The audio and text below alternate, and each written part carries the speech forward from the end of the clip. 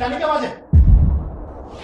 अरे भैया आप जा रहे हैं, ठीक से जाइएगा। अरे छोटे, ये तो सीधे की चिल्लाने की आवाज थी, पर वो चिल्ला क्यों रही है? चिल्लाने की आवाज? अरे नहीं भैया, वो भाभी ना नहा रही है तो कॉकरोच देख ली होंगी। अच्छा, ये भी कितनी पागल है, एक छोटे से कॉकरोच से डर गई।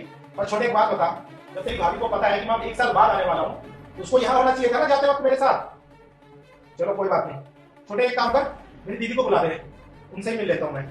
दीदी? अरे भैया आपको तो पता है वो सुबह सुबह पूजा करती है, तो मंदिर गई है वो तो।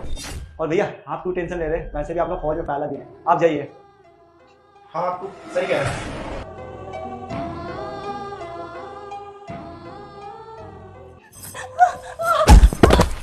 तुझे हमने कितनी बार मना किया है ना, तो फिर भैया को जाने से क्यों रोक रही थी बता? हाँ, क्यों नहीं रोकती जब मुझे पता है कि उनके फौज में जाते ही आप दोनों मेरे साथ कैसा सलूक करेंगे, मुझे कितना मारेंगे पीटेंगे, इसीलिए मैं उन्हें रोक रही थी जाने के लिए। अच्छा तो और नहीं क्या करेंगे, तेरी आरती उतारेंगे यहाँ बैठ के।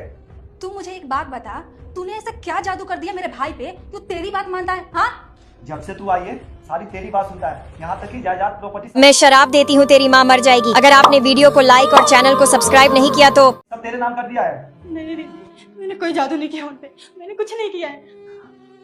जमीन जायदाद, मुझे जमीन जायदाद नहीं चाहिए था, वो तो उन्होंने खुद मेरे नाम किया, मैंने नहीं बोला था। बल्कि मैंने तो उन्हें यही बोला था कि इस जमीन जायदाद और इस घर के असली हकदार आप दोनों हैं, क्योंकि आप दोनों उनके भाई बहन हैं। चुप कर, तेरे जैसे। रोहित भैया थे तो हमारी कोई बात नहीं मानती थी, और देखो जाते ही सारी बातें मान ली हमारी।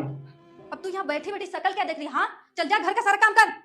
दीदी अभी मैं काम करने के बिल्कुल भी हालत में नहीं हूँ, आपको तो पता ही है मैं पेट से हूँ। बस तू मेरी दीदी से बहस करी है, अगर तू मेरे से बड़ी नहीं होती ना तो मेरा हाथ उठ जाता। और मेरा साथ। दीदी ये सब क्या है? रोहित तुम सोच रहे हो वैसा कुछ भी नहीं है दरअसल। बस, बात कैसी है ना मैं आपको बताता हूँ।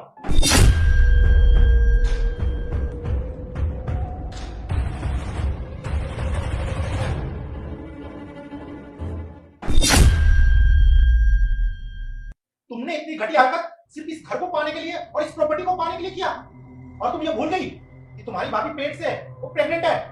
अगर उसके साथ कुछ ऊंच नीच हो जाता तो? आपको पता है जब पापा आखिरी सांसें ले रहे थे ना, तो उन्होंने ये जमीन जायदाद मेरे नाम कर दिया।